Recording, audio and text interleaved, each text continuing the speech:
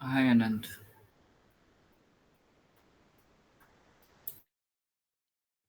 Yeah, hi Nilesh. So maybe we can wait for 1 minute more and then we can start. Yeah, sure. So are you planning to change the timing, is it? No, actually I need to take one extra session. I'm not Okay. available in 1 week of March. So I'm trying Okay. or I'm thinking of taking two sessions next week and then the Uh, rest as usual. So I need to finalize those two sessions when I can take that. So okay. Got it. yeah.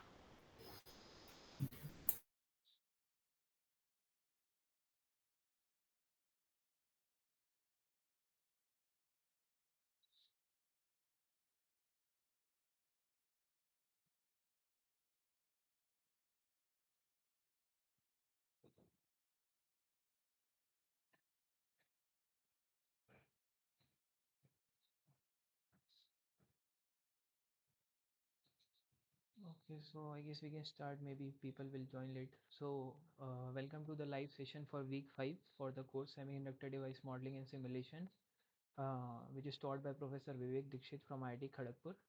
I am Anant Singhal, a PhD student from IIT Jodhpur, and I'll be assisting you in solving the week 5 assignment problems that are given to you in this year's assignment. So, they will be similar to what the problems that you have been given, and maybe that will help you in solving those problems easily since we'll be covering some of the concepts regarding the same. So we have already covered like some part of this course. So one third of the part has been done. We have covered about the basic physics of about the semiconductors. Then we also covered the device PN junction and tried to have some good understanding of how the band diagrams are made, even if there are two different types of junctions, such as the last problem that we did in the last lecture. I guess it was some n plus or n junction, and we tried to solve it, or we try to have more clarity using the band diagram, that how the built-in potential is getting affected, or what is the case for different types of junction. uh, and in today's video, as you can see, it is more or less related to the BJT. So BJT is again another device that is in the course, and uh, to be quite honest, BJT have like saturated. I mean, no one uses BJT in the current scenario. They are a three terminal device, which you can say they are two diodes connected to each other. In a very layman language, it is not exactly two diodes connected to each other, but yeah, BJT is like two diodes. And yeah, so we'll be covering some of the basics, like what is the structure, and how does the band diagram look like, and what are the different operations. And then we'll be quickly covering this metal semiconductor contacts, which are Schottky and ohmic contacts, how they are formed and why they are called Schottky and ohmic. Yeah, so like these are some of the main topics that we'll be covering. And in the next week, as you can see, the most important topics come. So I again request you to not skip the next week, because MOSFET, if you don't understand, or if you skip this, there might be some problems in the further lectures, because rest of the lectures include modeling of the same. So that is a lot of mathematics. So yeah, maybe we can start. So maybe we can continue with the last problem. So did you try to solve it or have the understanding? Uh, I guess what we did was, it was some n plus n junction, and I guess this one has some nd off. Do you have the problem with you? And this one has, I guess, 10 is for 15. And we tried to, I mean, derive, you can say, derive the built-in potential for the n plus n junction. So is there any doubt, or is there anything that is not clear in this particular problem?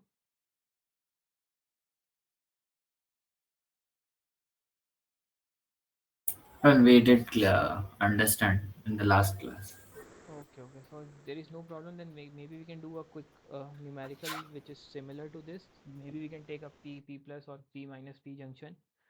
That will, again, we will be making some band diagrams, and we'll be solving the VBI. And you can even tell VBI without solving first, and then we'll solve it, and then ultimately we'll calculate the VBI. So let's do a problem. So problem is let's take a P minus P junction. P minus means that it is a lesser doping as compared to the P. So let's say we have a P minus P junction for which Na plus, for the P minus junction Na plus is, let's say, 10 is per 17 per centimeter cube. Na2 is, you can capitalize this, is 10 is per 17 per centimeter cube.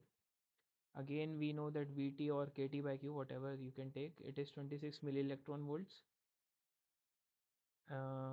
So what we need to calculate is a VBI for this in millivolts. So this is like a very basic problem. So we'll be starting with the band diagram. So would you like to make a quick band diagram, or shall I like go directly? Wait, let me try once. Sure, sure, yeah, do it. Just take 30 seconds. Yeah.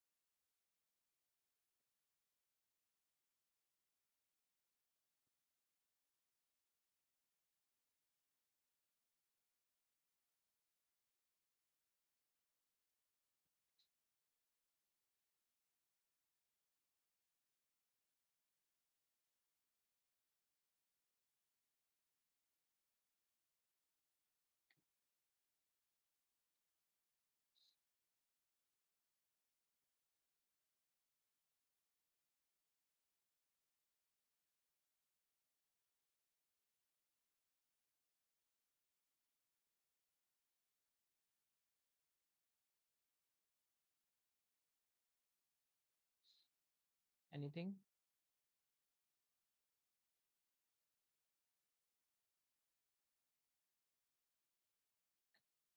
Okay, so I mean, let's try to solve it out. So what do we have? We have a P minus and a P. So let's say I'm talking about P first. So can you tell where will be the Fermi level for the P type of semiconductor? It will be more near to, I mean, EV. Yeah, so Well, let's say this is EF. So now can you tell, since I have already given that the doping of this is lesser than that of P, so the mhm. Fermi level will be above, or will it be closer to EV, or it will be farther from EV?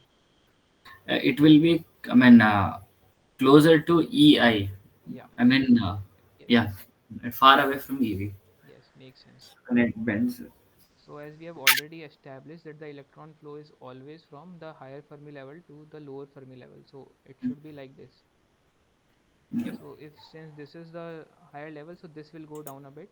So if I try to make a band diagram out of it, it will be something like, so again this is EI, let's say this is EF. So since I'm again, there is no bias involved, so I'll make a straight line for EF. So now what will happen? This will go down. So that will make something like this. Okay, not very much. Just try to bend it a bit.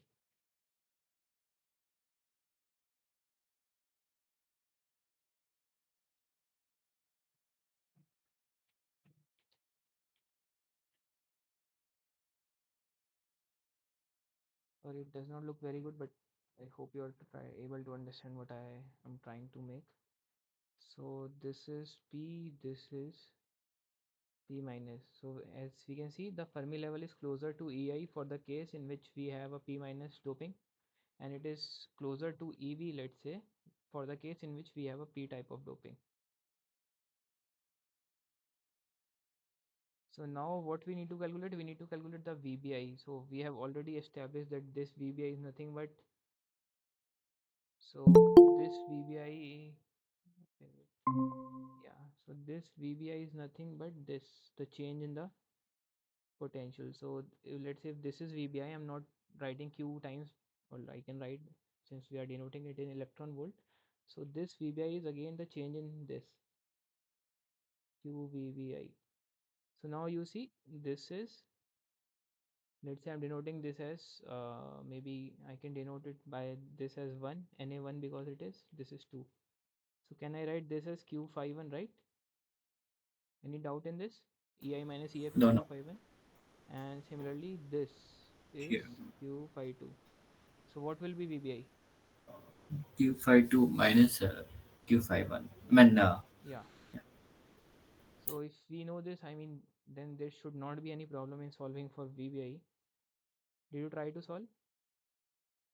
Phi 2. Okay, for phi 2, we know that, I mean, this is a direct formula now. We should be very clear about these things now. So EI minus EF over KT, this is what phi 2 is.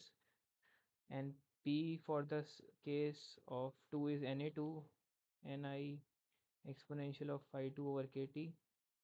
So we can quickly calculate phi 2 using this VT ln Na2 over Na1.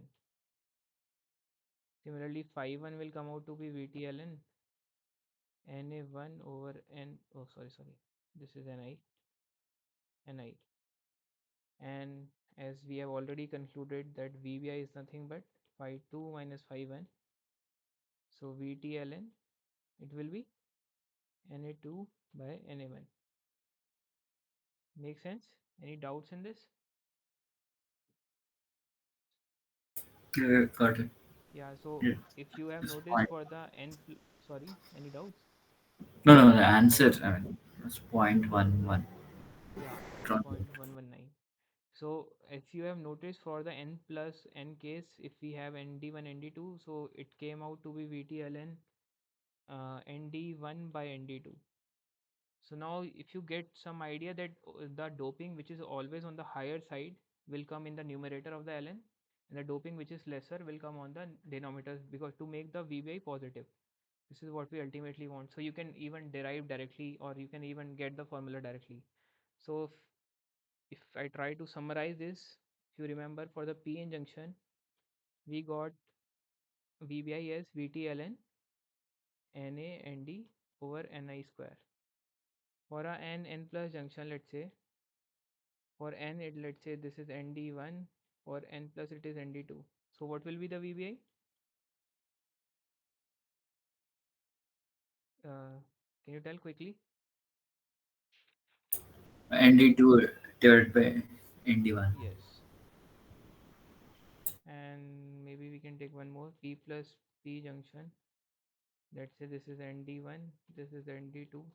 Oh, sorry, this will be Na, since we are taking acceptor ions now. So what will be the VBI now? Quickly,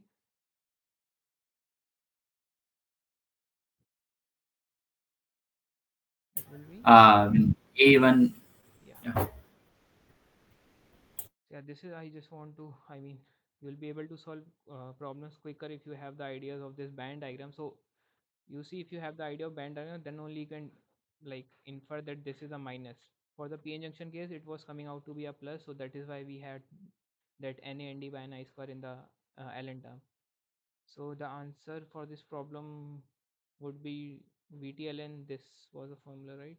There was a formula, this.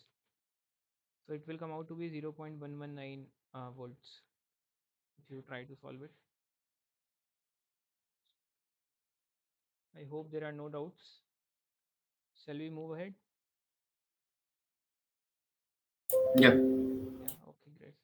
So now we'll be quickly covering, since we are talking only about equilibrium as of now. So I'll be covering the reverse bias PN junction first, because that is the main part to cover. Forward bias is quite straightforward.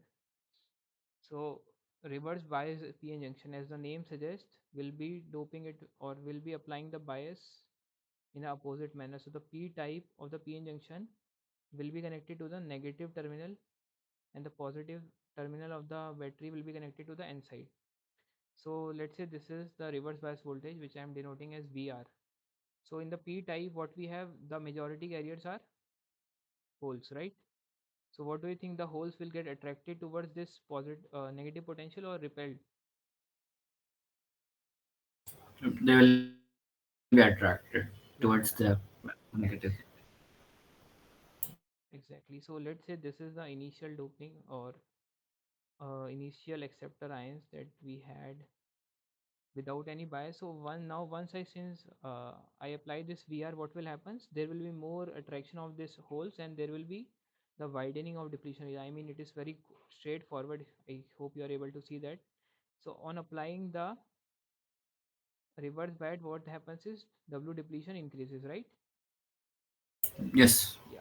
So I mean that is quite straightforward. If I try to now make the band diagram of it, now since we have applied potential, there will be a some difference in the Fermi level also. So let's try to make that also quickly. Okay, so P and N. So now it will not be very straightforward. So I'm directly making because this will go down because we have the Fermi level for N above that above for the case as compared to the P side. So I mean this is fine that we know that ECP and ECEVP and ECN and EVN will look something like this, and this EI will be also like this. So now what happens is we have this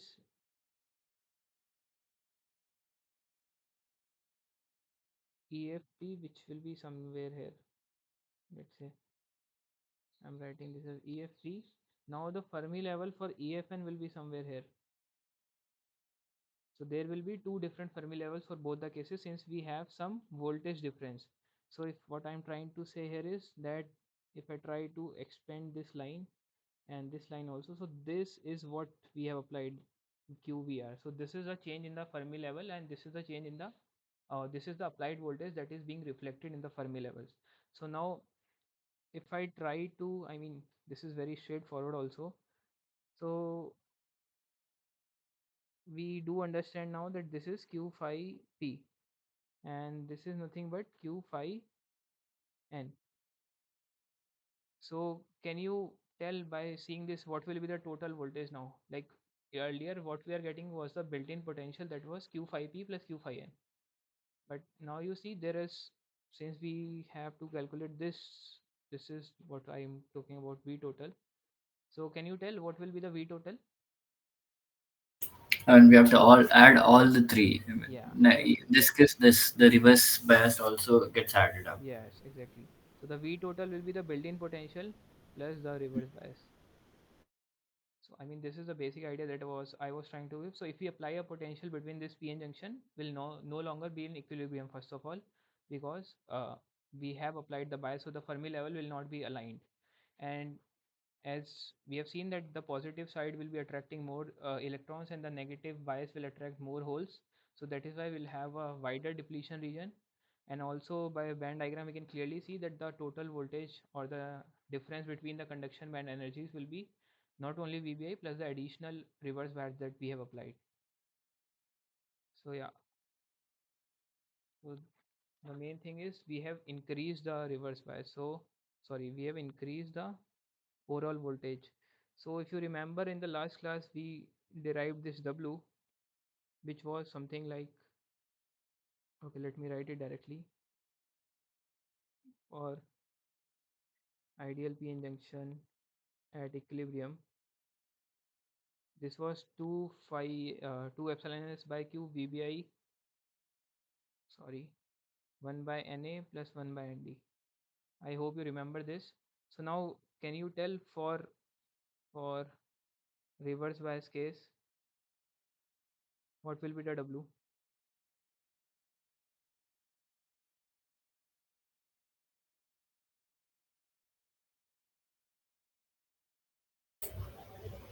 And BBI plus VR. Yes, exactly. So you see how this reverse bias is directly affecting or Hmm. increasing the W. This is the main, Yes. these are some things I'm trying to highlight.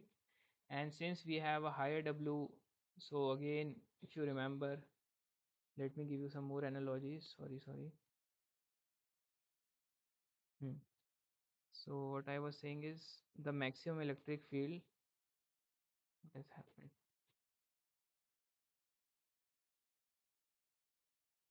Okay.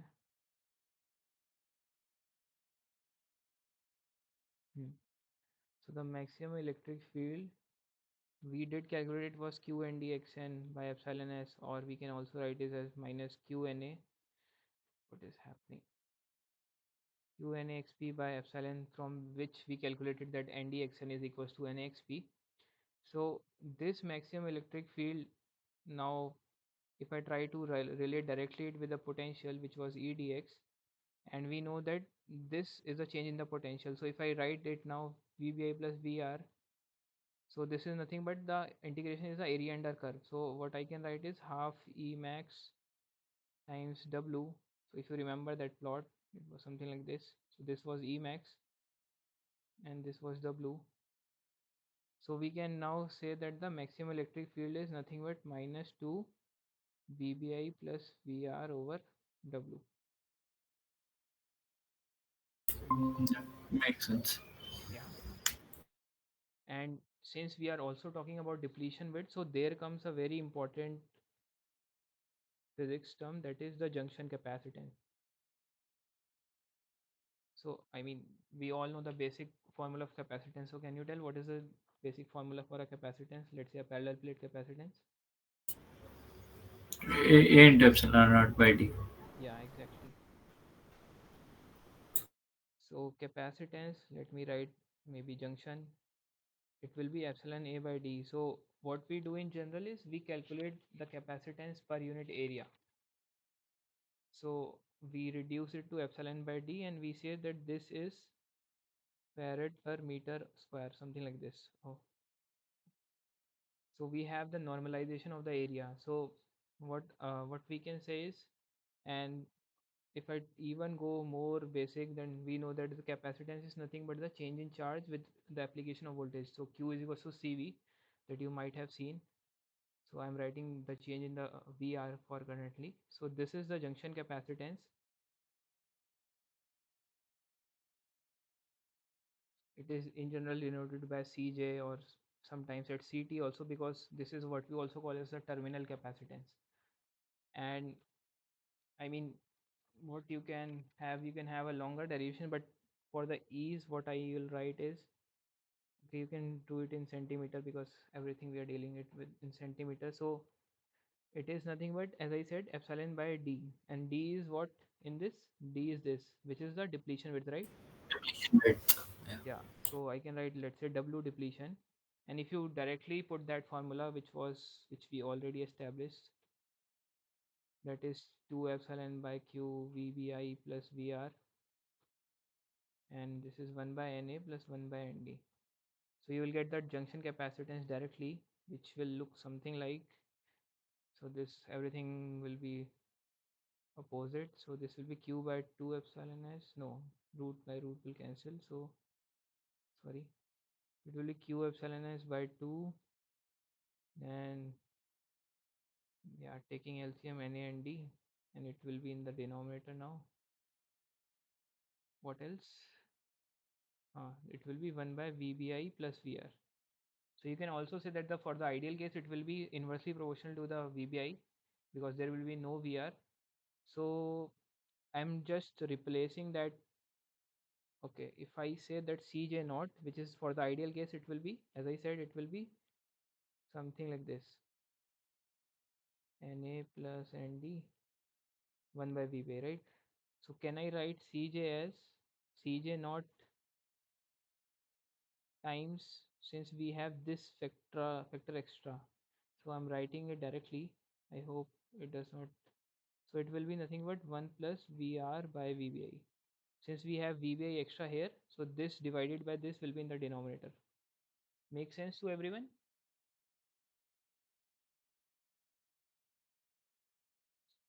Yeah. Okay. Basic maths. Yeah, so higher the reverse bias voltage, as we see that wider will be the depletion width and smaller will be the junction capacitance. This is a basic analogy Mm. that we also study in general. Then yeah, I mean, this is the main capacitance thing. Then we have few more things. I guess I can skip them because again that will involve a lot of derivations. So maybe what should I do? Yeah, so I mean, yeah, this is the basic of reverse bias. So let's maybe go to the forward bias now.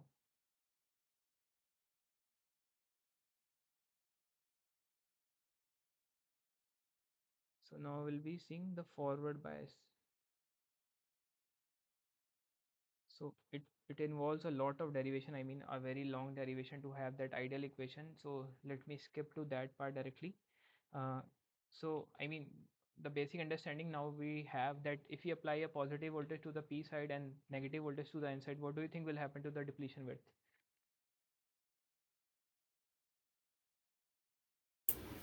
Yeah, in case of the reverse bias, the depletion width increases, Hmm.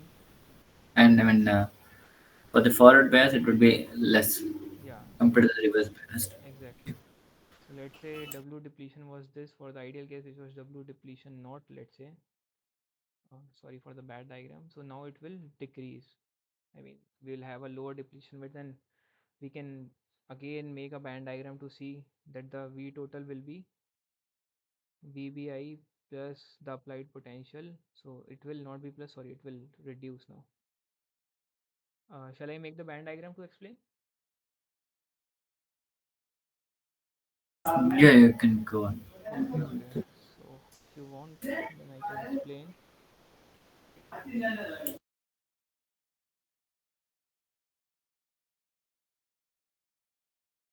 So what will happen that since we are applying more positive bias towards the P side, so what will happen? The Fermi level will get will be more you can say closer towards this P side, which will be this EFP I'm writing, and for the N side it will be, let's say, okay, I need to make a very good band diagram to explain this. So this will be EFN. So EI, this will be ECP, EVP, EIN, ECN, EVN. So now this will be Q51, sorry, Q5P because it is P. This will be Q5N, and in general this is what we have as QV total, which is the, sorry, which is the difference between these two, QV total. So this is now what we have is the difference between this applied voltage will be QVA first of all. So let's try to spend these two. So this is what we have. There is a Fermi level. Okay, I made it bad, I guess. So try to understand. So let's say this is, maybe I can make it better. So this is the Well, the applied. difference of both the Fermi level will be the applied Yes, voltage. yes. That is what I am trying to make. It is very smaller. This is QVA. So now can we say that QV total is Q5P plus Q5N minus QVA, right? So V total will be, so this is nothing but VBI minus VA. Make sense? Yeah, yeah, got it. Yeah. So this is how if you now like replace this in those W and C formulas, so you will see that by applying more positive bias, we'll have a smaller depletion width and a larger capacitance. Yes. So this is the basic idea about the forward biasing. Maybe I'll directly jump into that IV equation. How do we get it? We can. I'm skipping a lot of derivation, so again, I don't want to go too deep so that I'll not be able to cover the other topics. So what we'll be doing the ideal PN junction current equation.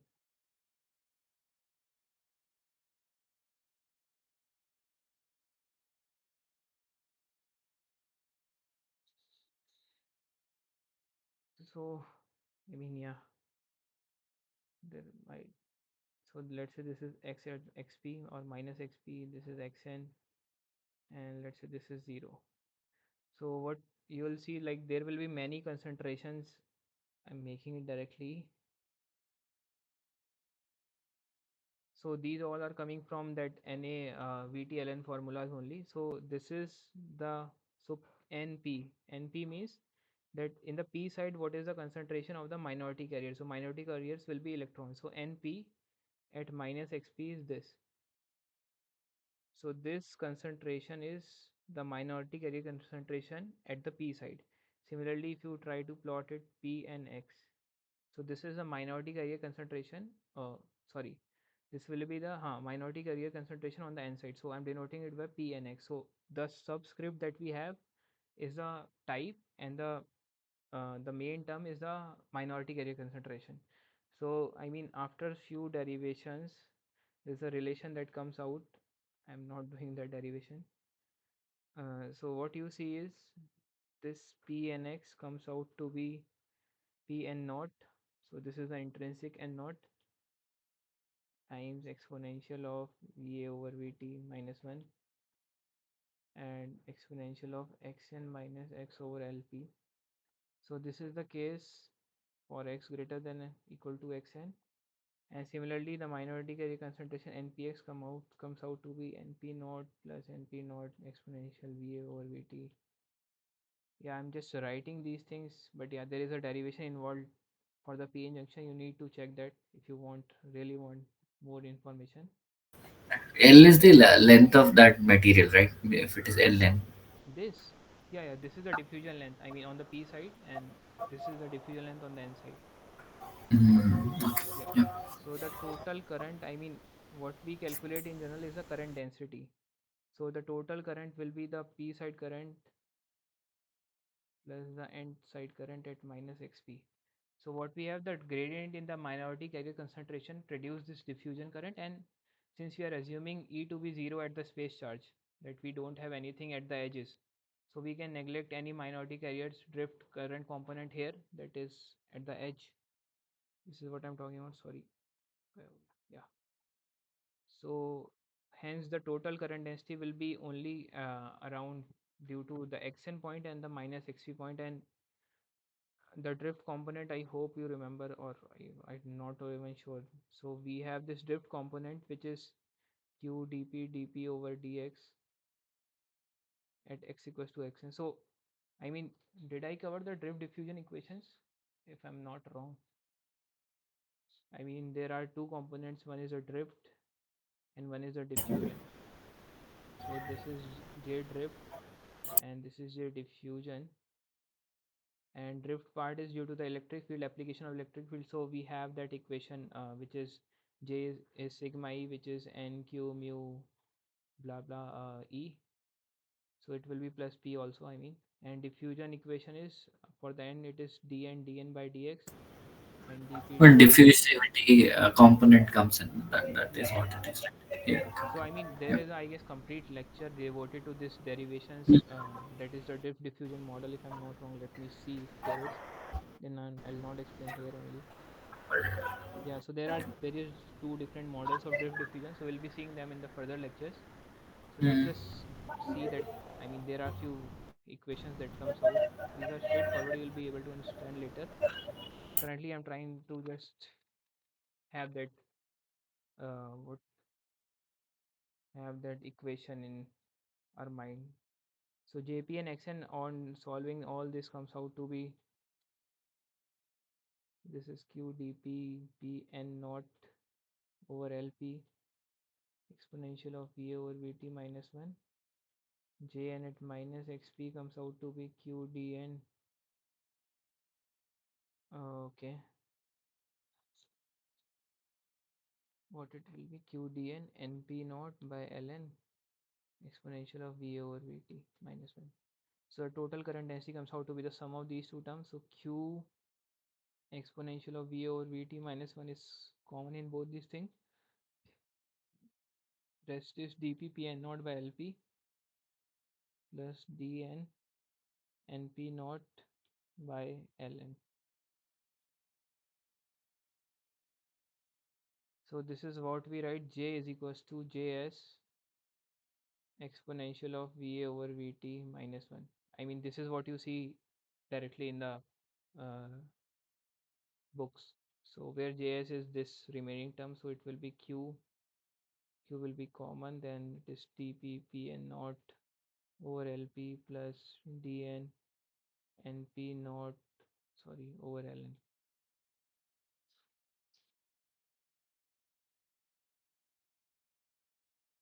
Yeah, so I mean this is the current density. So if you multiply it by area, so then it will be the current.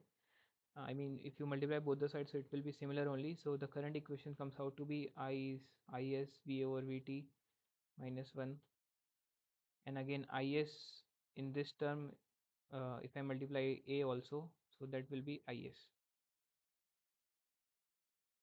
Uh, like, is there any doubt? I mean this is the basic formulation of it. Straightforward derivation. Yeah, so now if I try to have the IV of it, so you see this is an exponential relation, so it comes out something like this. Sorry, this will pass through the origin. So like, yeah, so this is how it looks.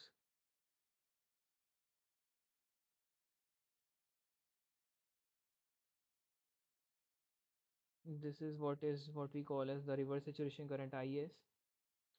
This is this reverse saturation current which remains constant after the application of very negative bias, and this equation basically is known as the ideal diode equation. And for non-ideal cases, we replace this Vt by eta Vt. That is the final current equation. I'm not covered that part, but yeah, this is the main thing. I mean, this will be able to help in solving the numericals, this equation.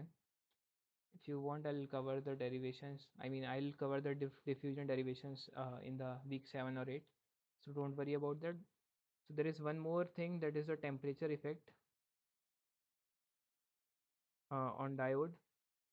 So we have established now that I is some is applied bias Vt minus 1, and also this is is aq dp pn naught by lp plus dn np naught by ln.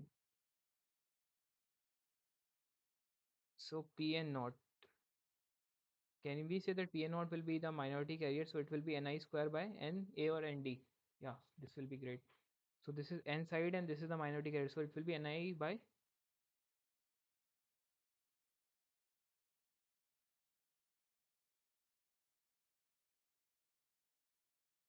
so the equilibrium relation states that pn is ni square. So if we try to find the minority carrier, so we can calculate, or we can have, and let's say if these are the, sorry, And for the first one, ND, right? first one, yes, nd. Why? Because n terms, so the majority carriers are nd. Similarly, np naught will be na. So if you also like apply these two here, then there will be more terms which will be is aq ni square will also come out. So this will be dp lp by nd plus dn ln na. Any doubt in the formulation? So what I can say is this is directly proportional to ni square, is.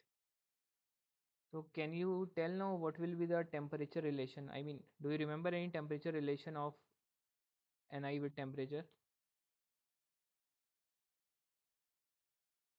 I did cover that. So if you, We have KT. yeah, so if you increase temperature, the intrinsic carrier concentration increase. So this is what we have. I mean, if you remember, we had a derivation like ni square is ncnv exponential of e minus eg by 2 kt. So this is the same thing. If we replace the ncnv term, so they also give some temperature dependence. So what we have is we have a huge dependence upon temperature. So more the temperature, more will be this ni, right? So what we have is more the temperature, more will be the reverse saturation current. That is what I want to highlight here. And in general, what we say is that for every 1 degree rise in temperature, sorry, not Celsius, 1 degree rise in temperature, it can be anything, since we are comparing not 1 degree, let's say the generic formula, for every 10 degree rise in temperature, the is is multiplied by 2, or basically the is becomes twice. So if the device is working at, let's say, 300 Kelvin, and we have is for that, so at 310 Kelvin it will be 2 is. Or if you want to formalize this, so at T2 it, it will be multiplied by twice of T2 minus T1 over 10.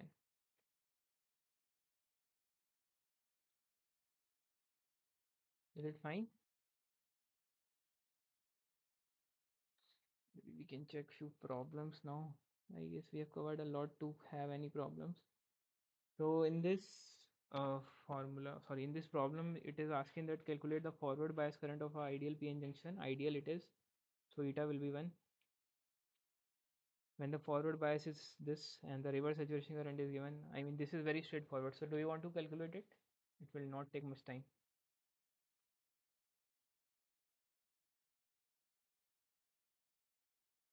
Please let me know if this is fine, if you are calculating. Working on it. Yeah, sure, do it. Mhm.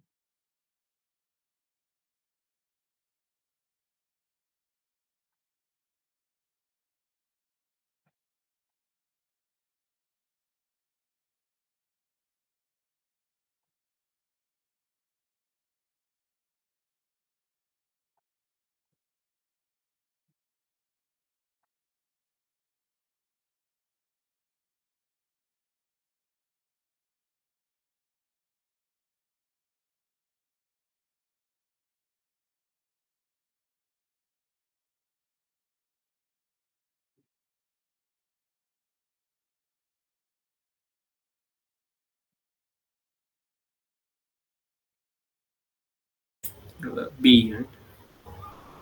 Okay, sorry. Answer is 1.3. Yeah, okay. Let's do it. I mean, this is straightforward. So the total current will be Is exponential of V over Vt minus 1. So it is 2.5 10 is per minus 10 exponential of zero point 0.4 by Vt is 0.0259 minus 1. So yeah, if you solve it, it will come out to be 1.27 milliamps, which is B. See, most of the concepts I have already cleared, so we'll be dealing with some problems now that will be helping you only. So now again we have a similar problem. So in an ideal PN junction, ideal, focus on the word ideal, which is operating at 300 Kelvin, the magnitude of the reverse bias required to reach 60% of its reverse saturation current. Yeah, so this is a good problem. Do you understand the problem? What it is asking? It is asking the reverse bias voltage that is required to reach 68% of the reverse saturation current. So the component after this is, which we have the e to the power of Hmm. VA divided by N VT minus 1, that will be like 68 percentage. Okay, yes, something like that. So what it is trying to say is, This voltage is required to reach 68% of its.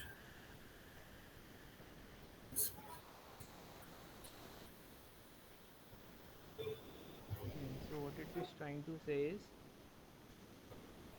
that It is when, asking VA, I mean the yeah, voltage. Mhm. sorry, what is happening? Okay, yeah. So what it is trying to say is that when this total current would be 68% of Is.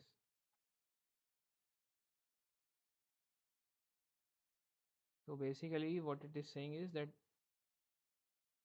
we know that this is Is exponential of Va over Vt minus 1. So basically this term will be 0.68, and from that you can Yeah, calculate yeah. the Yeah. So just try it out and let me know what is the answer that you are getting. We have the options. Yes, the options are in millivolts. So try it out and let me know.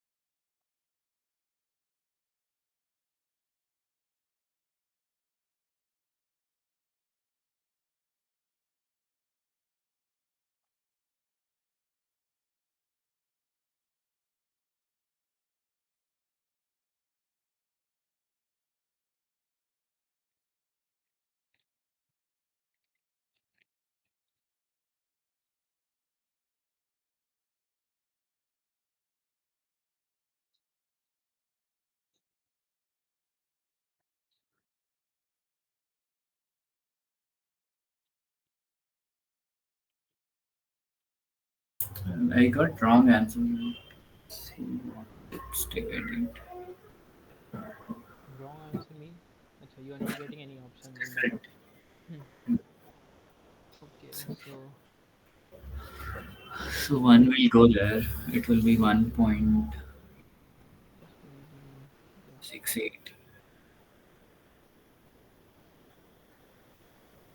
yeah. So okay. Let me check. Is there any catch in this? Magnitude of the reverse bias voltage is saying required to reach 60% of its saturation. So reverse bias may 60%. Reach 68. Stability negative. What I'm thinking. So to do it, it will be 0.32 exponential V over 0.026. VA will be 0.026 ln of this. So what is ln of this?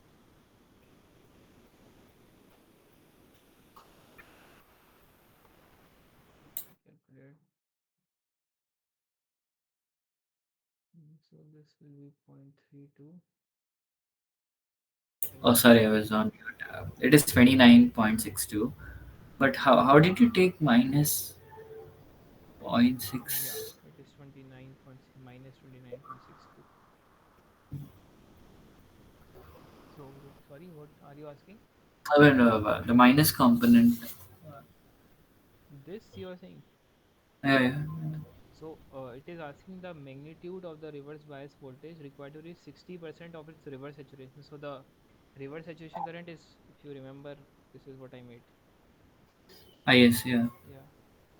So So here they. 60% of this will be negative of something, right? I mean, this is Mhm. always negative. If you take it positive, it will not be even, you are not able to solve, I guess, then. Uh, yeah, Yeah, I so, got it. yeah, That's there I missed it. okay. Let's move ahead. So, we have another problem in the abrupt PN junction. The doping concentration of NP side is this, it is reverse bias, the total level. Yeah, so this is a good question. Try it out. We have covered everything to solve this particular problem.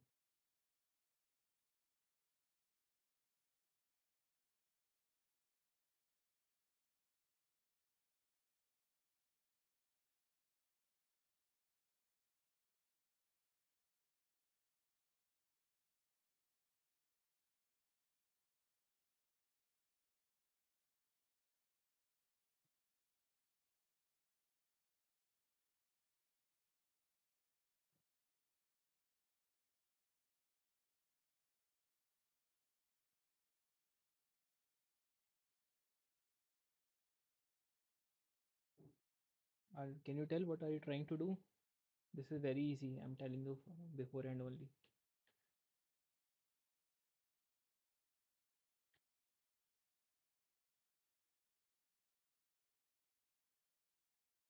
We had this width formula, right? Yeah. So from the width formula, what are you trying to calculate?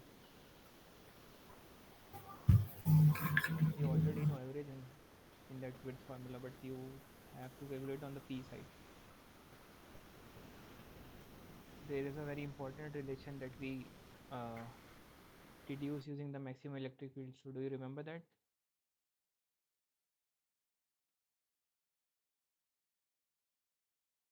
Okay, let me write it. So do you remember NXP was NDXN? Yeah, this I remember. Yeah. So this is using this you can solve this. This is the hint I can give you. Already W is given, which is XP plus XN.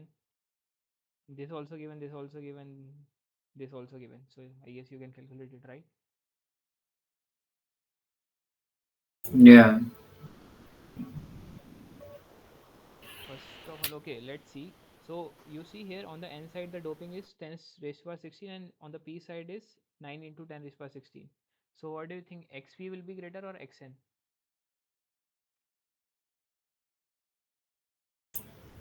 XP will be less. Yes, exactly right. So you can directly eliminate these two options. Oh yeah, the ratio will be followed here. Yeah. So okay, let me also do it side by side. So Point we 0.3 know, okay, micro. perfect. So it is 3 Okay. microamps and what we have is Na is what, 9, XP is nothing but XN, right? Yes, So yeah, yes. just we can write this. So 10 XN will be, sorry, 10 XP will be 3 microamps. So XP will be zero point 0.3 microamps. Oh, micrometer, sorry, not amps. So option B, what is happening? Option B is the correct answer. Is it clear? Shall I move ahead? Yeah, yeah. So let's try this now. So it says at 300 Kelvin diode current of 1 milliamps through a certain germanium diode requires a forward bias of this. Whereas silicon diode requires a forward bias of this. Oh, this is a nice question. Find the ratio of the reverse saturation current for germanium and silicon and the eta value is given. So it is non-ideal diodes, eta Vt minus 1. So what it is saying is for a 1 milliamps of current, the forward bias required for germanium is something like this and the eta for germanium is 1. And for the same, if we do for silicon, the forward bias is something this and the eta is 2. So you need to calculate the ratio of the reverse saturation current to achieve the same. Are you able to understand the problem? I mean, this is straightforward again, but yeah. Yeah, yeah. Yeah, so just try to do it. The ratio is very easy to find.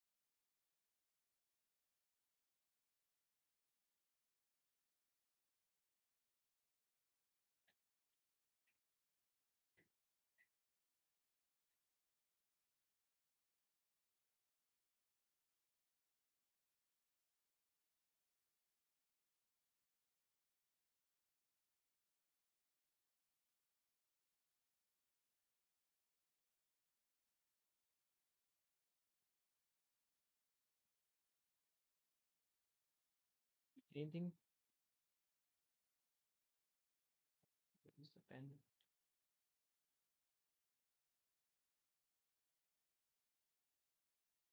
Okay.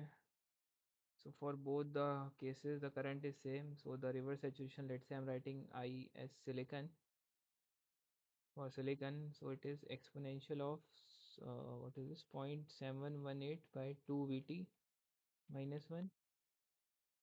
VT is 0.026. It is given. And the The current answer is one. answer is One. Yeah. okay. 0.997. Okay, let's see. I don't think the answer would be 1. Let me check. Maybe I'm wrong. So it is 0.1435 by VT minus 1. Wait, this one. So I guess this value will be very high. So 0.026. So I can neglect the 1. So I can directly calculate the ratio. So ISI silicon by I as germanium would be, this will be 1. So this will come above what? Oh, for germanium and silicon. So I've written okay. So we have to take silicon first and then No, no. then It is PMT. asking the ratio for germanium and silicon. So this is what we need to Yes. do. So I mean, So even the if you the are getting part. 1, then the answer would be 1 only. I mean 1 by 1 is also 1. Yeah, I mean, what I meant to say is this Hmm. part will come up, right? Both the Yes. i's are equal. Hmm. So e to the power of 0.718 divided by 2 VT minus 1 Hmm. divided by would be that part. Yes, yes, yes, yes. Maybe I would But have done calculation mistakes. you are getting 1, right? So I let's got one. let's check, no problem. So this is 0.359. Sorry, 26 megawatts. 0.359. So minus Okay, there is. 0.4135 divided by 0.026. This will be the answer, whatever this thing is. So let me use calculator. 0.359 minus 1435 divided by 0.026. So I'm getting exponential of 8.288, which is, it is surely not 1. Oh, this is 3.9910 raised by 3. Is there any option? So option C would be the correct answer, I guess. Mm-hmm. Okay. Are you also getting the same or not? No, I've done some calculation mistake. Maybe I've done in calculator, but This is straightforward, right? I mean, is there any I, doubt? I, I understood the concept. It's just the Okay, calculation mistakes. okay, fine, fine. So this is we already did, right? So what was the answer?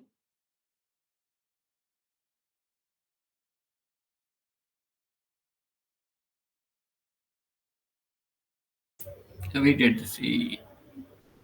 Yeah. So now what we have is calculate the built-in potential for the PN junction from the electric field. Yeah. So we also did this, if you remember. So let me know the answer. How will you calculate? Let me know.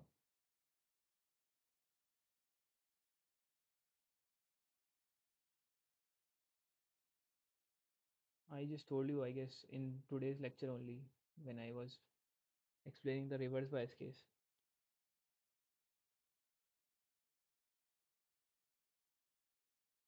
Any guesses? Wait, one minute, 1 minute. Built-in potential for the P junction from its electric field. You have to find the voltage.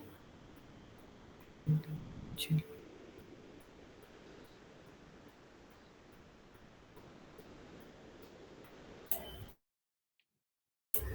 So We'll get the voltage from the area under the. potential, yeah, exactly. So the area under the curve is the VBI. So what is the area? It is 1 by 2 times 1.3 Half of. finished by 4. So 650 something, right? 6. Is there any option? Yeah, 650 is the option. Any doubt in this?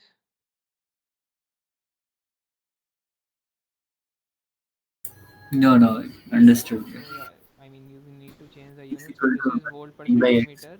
So this is 1.3 into 10 to the power minus 4 centimeter, Mm, right? Huh. yeah, that's correct. So it will be 68. 1.3 by 2 volts. That is 0.65 volts is the answer, and 0.65. which is 650 millivolts. Mm. Okay, yeah, this is again straightforward. Okay, so we have a BJT problem. Before going to BJT, yeah, so let's say this is a better problem. So it is saying identify the correct relation between the VPI, that is the built-in potential at the base collector, and the base emitter junction of an unbiased NPN. So let me quickly give you a very basic overview of how does a BJT look like, so that we can solve these problems also. So basically what we have is BJT can be of two types. There are three terminal device, so it can be either NPN or PNP. So you can see this is one diode like a PN junction, this is one PN junction, or this is one PN junction, this is one PN junction. But they are not exactly two diodes connected together. So what we have is we have these three terminals, as I said. Sorry for the bad diagram, I ruined it. So there are three terminals known as emitter, base, and collector. So for NPN we make it something like this. So this is emitter, the input is the base, and it is collector. For PNP the current goes inside of emitter, base, oh sorry, collector. So what we have is transistor. So BJT is a bipolar junction transistor. So if I tell you in a very basic term, transistor is nothing but the transfer plus a resistor. Like the transfer of some resistance is like from low impedance. What I'm trying to say is, let's say something has a low resistance and it is now getting a high resistance. So transfer of resistance is nothing but a transistor. So in BJT, what we have in general is we have the emitter, which is highly doped.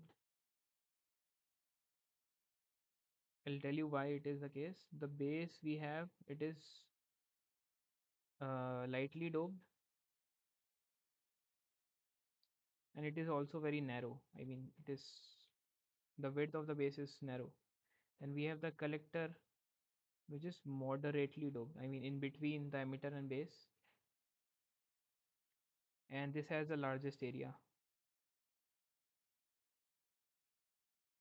So, I mean, these are the three things. So, the main idea behind the BJT is to transport carriers from emitter to collector. Okay, so we need to somehow transfer carriers from emitter to collector, and base will be some in between, what to say, in between way to help them to go from the base to emitter. So we'll see how it happens. And by keeping this base width narrow, so let me make a diagram also. By keeping this base width narrow, carriers can be efficiently transported from this emitter to collector. So this is emitter, this is base, this is collector, and that is what is having happening. So as I said, the base region is lightly doped, the emitter is heavily doped. So why emitter is heavily doped? Because so that it can supply more and more carriers. So higher the doping of the emitter, more will be the supply of the carriers. I mean, this is quite straightforward. If you apply some voltage, more and more carriers will go from here. If it is highly doped, then there will be more conduction. Now for the collector, I use the word moderately doped. Why? Because if we dope the collector lightly, then what happens? The conductivity will become lower. That is what we not want. We want more and more current at the collector, right? So we cannot dope it lightly, and even if we dope it very heavily, then what will happen? The breakdown voltage, there is a problem of the breakdown voltage. It will be becoming smaller. So we are not worried about the input, but we are worried about the output breakdown voltage, because we want to have a greater conductivity. For that we need to have a greater breakdown voltage. So we cannot even heavily dope it, we cannot even lightly dope it. So that is why we dope the collector in between, that is a moderately dope. So let's say this is P and P. So I mean, I'm not making explaining much. So this will be the band diagram, right? for a equilibrium case. So n is bit lower, and the Fermi level will be like this. Just be, yeah. So it is aligned. I mean, I'm just talking about this equilibrium case, and we have 3 4 mode of operations in BJT. Let me make a table. First is the cutoff mode in which everything is on. So this is emitter junction, this is collector junction. So J is emitter, C is collector. So if we reverse bias them both, then this is the cutoff, and it is like a off switch. There is saturation region. If we forward bias both the junction, it will be in saturation, and this is like a on switch. Then we have active region. When we forward bias the emitter and we reverse bias the collector, this is amplifier. Then there is inverse active also, but yeah, in general this is not covered. So this is reverse forward, and this is attenuator. I mean, the inverse of an amplifier, but this is never used. So we'll only be seeing these three things in all the problems. So I mean, the sole intention of telling you this is this problem states that identify, where is that? Yeah, identify the built-in potential, correct relation between the built-in potential at the base collector and the base emitter. So if you have the understanding, so this is emitter base collector. This is heavily doped. So it is NP and BJT it is asking. So if it is heavily doped, let's say this is ND1. P we have Na1 or Na only. And this is moderately doped, so ND2. So can I say that ND2 is lesser than ND1?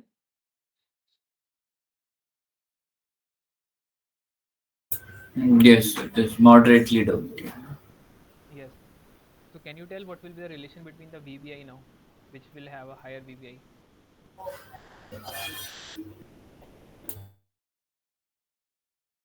Consider this as a diode. VBA is Sorry? directly proportional to ND2. No. I mean, uh, Which will be higher? BB, BE will be. Okay. VE will be greater, you're saying? I mean this. Uh,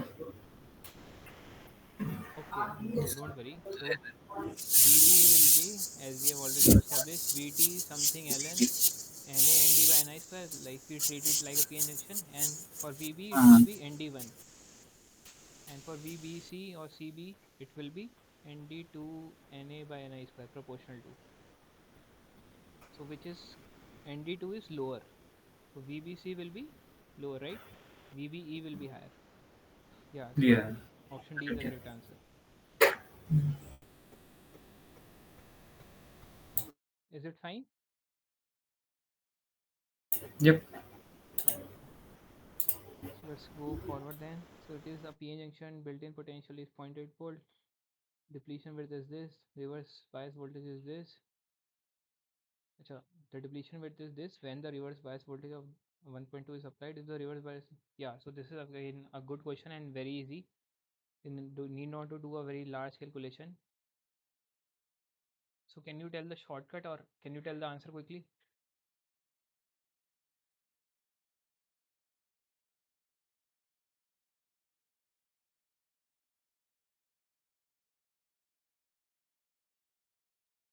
Maybe take 2 minutes, then I'll tell because this is a question of seconds if you are aware.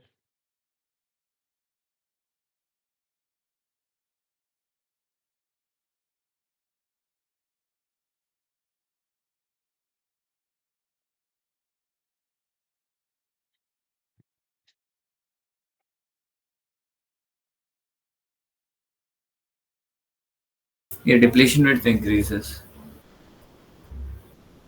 Okay. So what is the answer? I mean, all the answers have more So, depletion. wait, wait, wait. Okay, don't worry. Fine. I'll. So if you remember the formula that we had, When W is equal to square root of. yeah, it was VBA plus VR, right? Everything rest will be constant. No? Mhm. So can I say W1 if I try to take the ratio? So it is saying that it is has a VBI of zero point 0.8 and W1 is 2 micrometer when we have a reverse bias of 1.2. So it is asking W2 when we have, yeah, this is straightforward, right? I mean, this was Mhm. very easy. So Root W2 will 2. be 2 times of, what is this, 8 under root 8 by under root 2. So 4. this will be 2 only, so 4 micrometer. These are the tricks that you should know. I mean, this is mathematics, not more, not even physics. Mhm. Okay, so let's quickly move forward. So now the question says the resistivity of the two sides of the step graded germanium diode are, okay, step graded I have not explained, I guess. But yeah, I mean VBI you need to calculate, that is the same thing.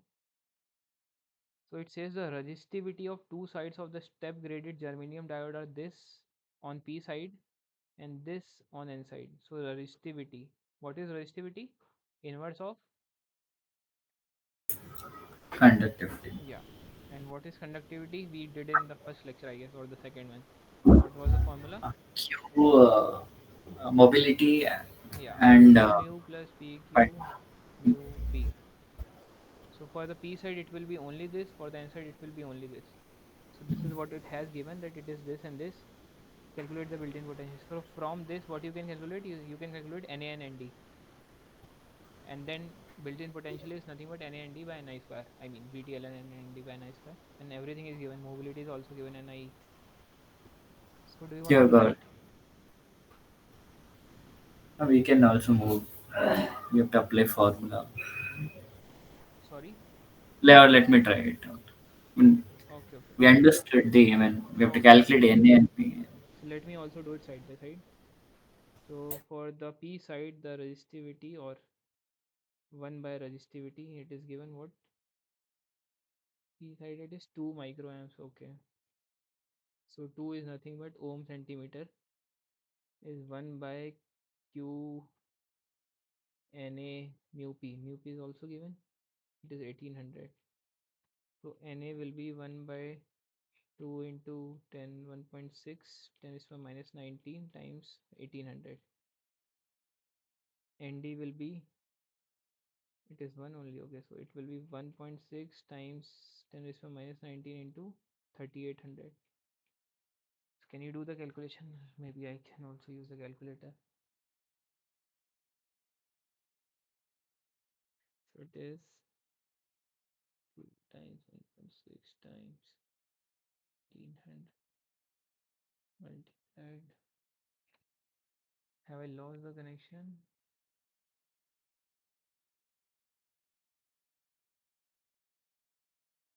Hello. Hello. Hello. I think you got disconnected before. I NA is I'm one audible point. now, right? Yeah, now you're audible. Okay, Now okay. it's proper. Yeah. I can I see.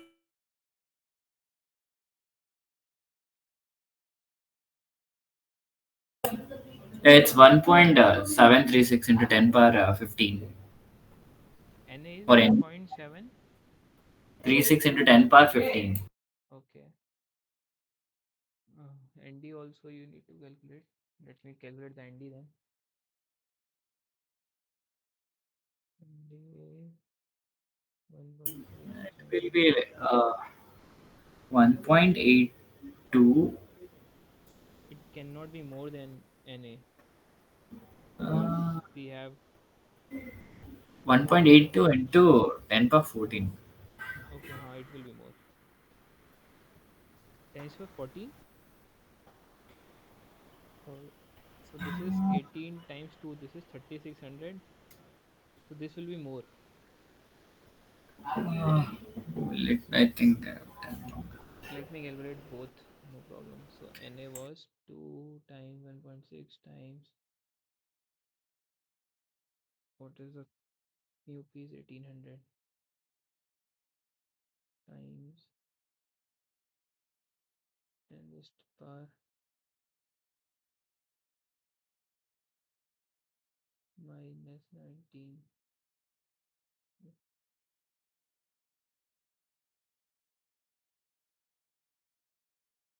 5.76 point divided by 0.76. So this is 1.736 and stands for 15, and D is, what is this, 3800, then multiplied by 1.6,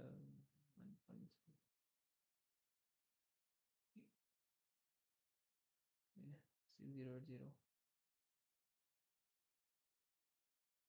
No, 1.6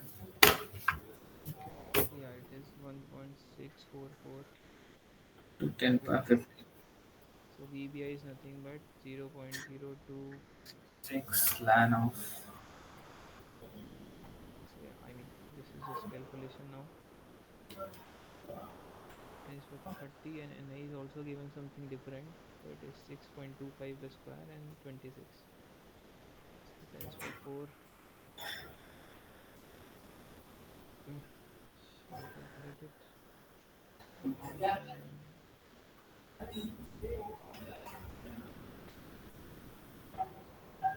Let's multiply 5 into 10 power 26. 25800. I'm getting 0.219 volts. Yeah, 219088. Yeah. Yeah. So let's quickly move forward. Depletion layer of an unbiased p junction is made of. Okay, this is very easy. What is the answer?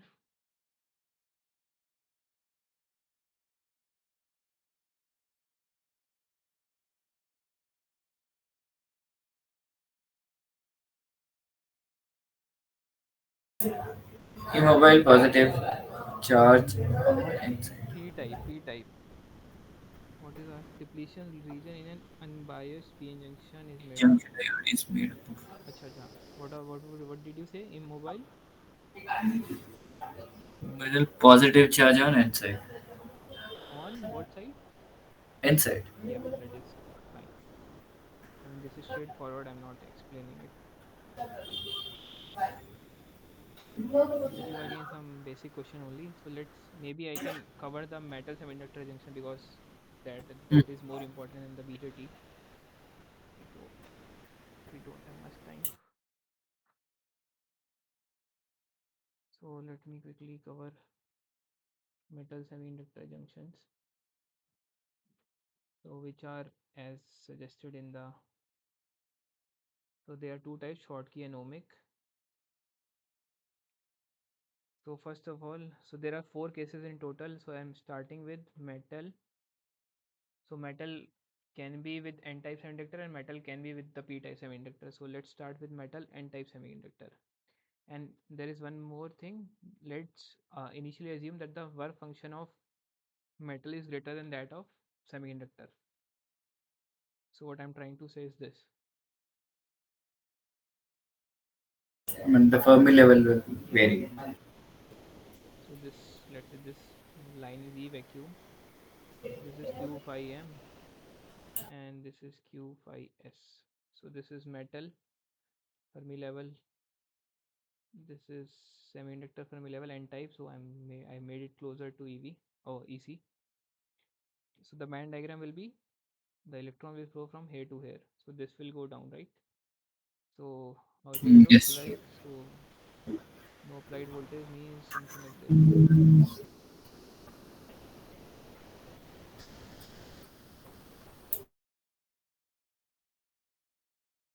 So metal Fermi level is this. So now you see what has happened. There is a huge barrier.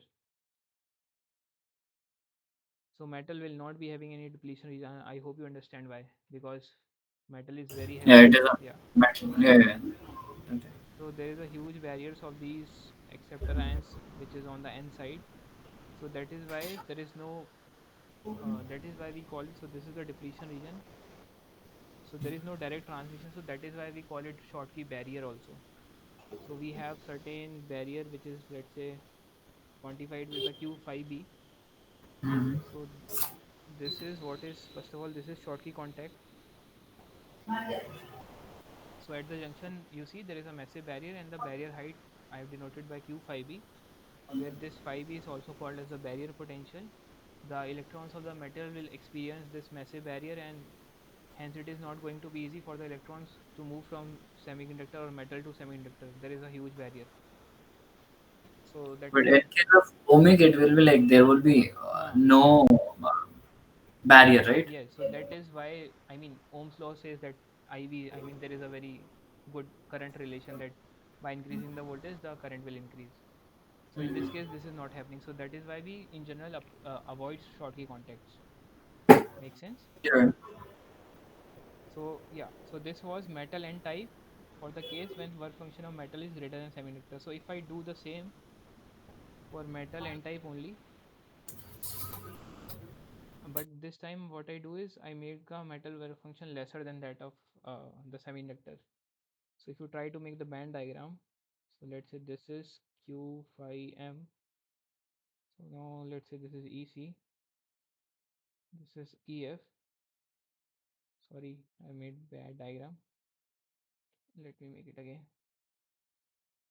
This is EI, and yeah, now this is EF. I would just want to make it lower than that of.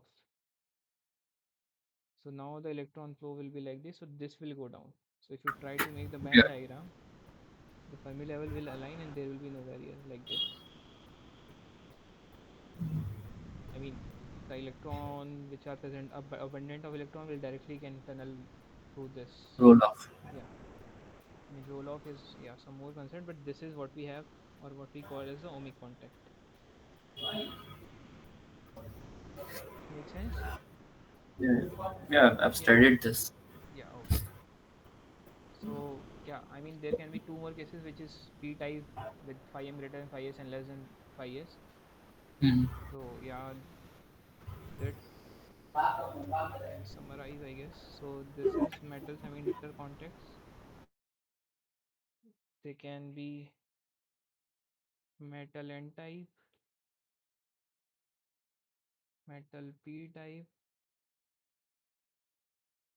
In this there are two cases. One is phi m greater than phi s, phi m less than phi s. Again greater than phi s. So this will be Schottky. This will be ohmic. So you can make the band diagrams at home for these two cases. So what will be the answer you think? This will be,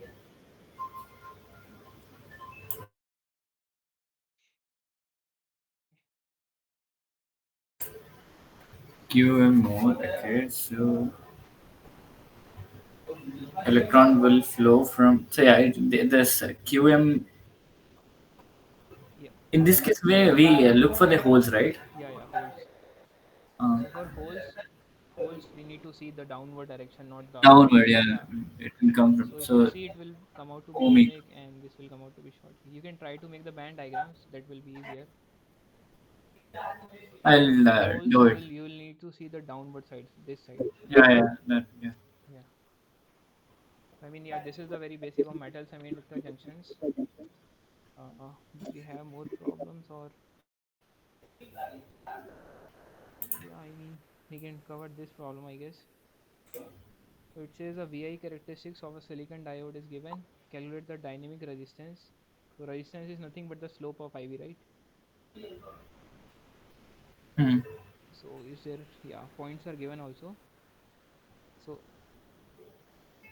I guess Calculate. let me calculate it. At point 0.7 V, we have 10 milliamps of current, I guess, if I'm not wrong. At Well, point 8, no, yeah. we have Point 20 eight it milliamps. is 15. 15 or it's 20. Okay. Yeah. The I'm in not between very point is sure. 15. Yeah. Correct. Correct. Correct. Yeah, let's see if the answer comes out from this. So calculate the dynamic resistance at ID equals to 15 milliamps. Okay, the slope is a resistance, so we can just find the slope. Um, okay, I need to see what is the slope.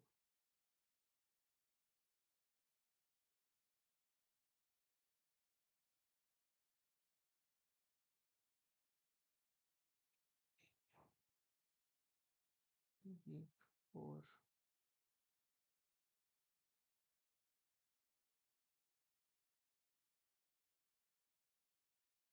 Hmm.